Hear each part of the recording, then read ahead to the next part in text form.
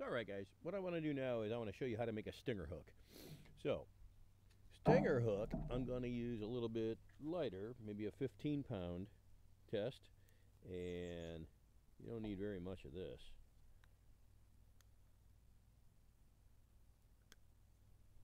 Truthfully, when you're done, you'll be laughing. You'll use maybe 5 inches at the most, but start out with a foot or two. What we're going to do is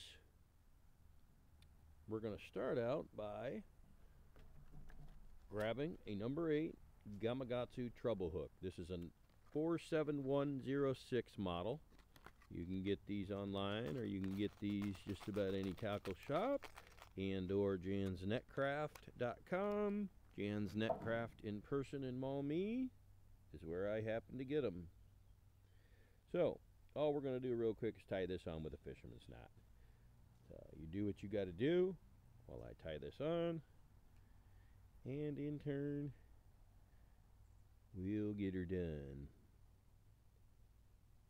Wet your line, pull it tight, and there we go. We got a fisherman's knot with sloppy wet mess on it. And make sure, come back, tag it, cut your tag end off, because otherwise that will get in the way and will bind you up. So now we're going to come over here, and first of all, we've got a little jig, as you see.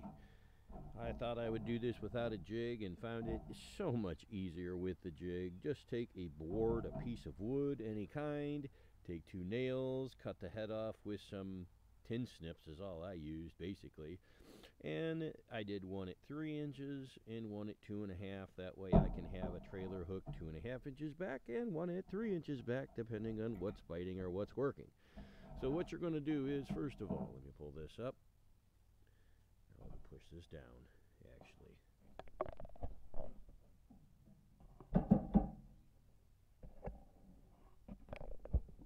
All right.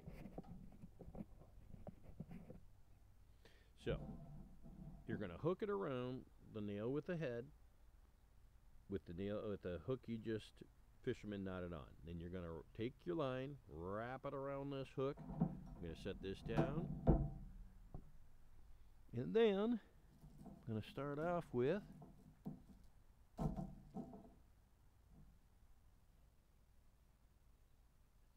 three beads. I like to do a red.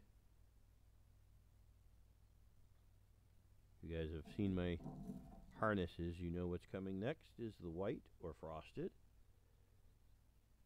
and then another red. Now as far as the size of these beads, I can't even begin to guess. They're tiny. These are also beads that, again, I got at Jan's Netcraft, where they have a huge selection, but you could probably get them at Hobby Lobby or at fabric stores like Joann Fabrics, or just about anywhere online. This one does not have a hole. I'm fighting with a bead that doesn't have a hole, wondering why my line won't go through it. Seen a lot of those lately. Must be the COVID. Nobody wants to work and put holes in beads. So again, we're going to wrap that all the way around, all the way down to the hook. Then, this is my trick. Some people like to do knots. Some people like to do, bobber stops. I like to do these little beads and use this as a lock for putting it on one of my main hooks. Now, the way this has to work is the hole that's in this bead has to be much smaller. It's hard to find that hole here. There it is. Must be much smaller than what the knot you're going to do, because that's going to hold it on. So what you're going to do is feed this bead through first, take it around the hook, or nail, excuse me. Once she's around that nail, you're going to come around and feed it back through the bead.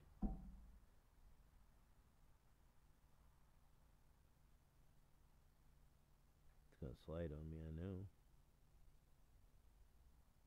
Alright. And pull it tight. Oops, we just came off the hook nail. So make sure you're on the nail before you pull it tight. And when you pull that tight, you will see that bead start to seat right up on there. And now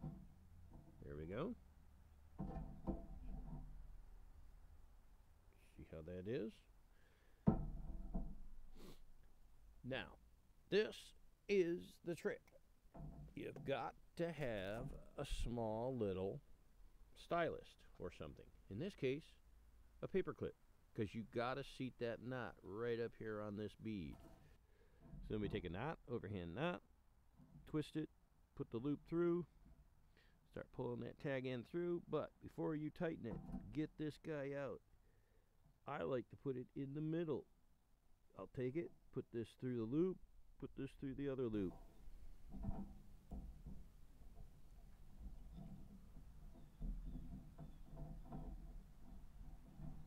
Alright, pull her tight. Oh boy, that was horrible. I realized my bead wasn't even tight. We'll do that again.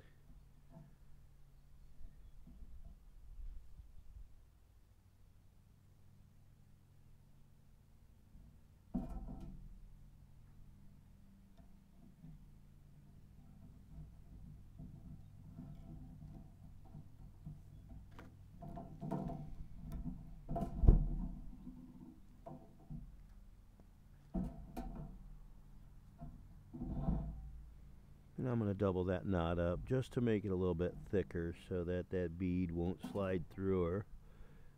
But then I'm going to show you the secret sauce after everything's said and done. Oops.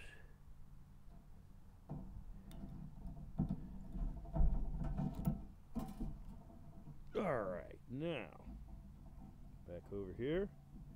Slide this one up and over. Slide that one off. And trim your tag end first. This is the secret sauce.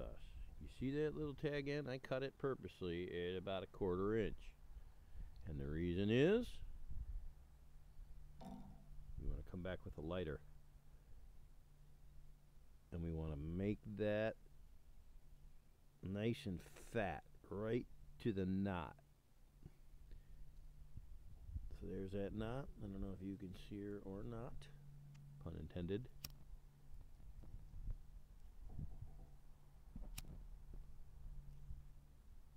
Here we go. Look at that. Now, there ain't no way that bead is going to slip over that knot. No, it's impossible to see. Maybe if I put it on black background, there you go. You probably see better. There ain't no way. So now, all you'd want to do is take one of your slow death hooks that are on your harness, like this one, and take your loop over and pull it tight. Once that pulls tight, now you've got your hook, you've got your stinger hook trailing, and bottom line, that is the way, guys, I make stinger hooks. Right there she is. Again, I use the yellow bead so I know where that bad boy's at all times. When you want to take it off, you just pull the bead. The bead itself will pull the bottom end of that out, back out. So pull the hook to tighten, the bead to loosen. And that's it. Maumee River fishing stinger hook. Thanks for watching. Good luck and good fishing.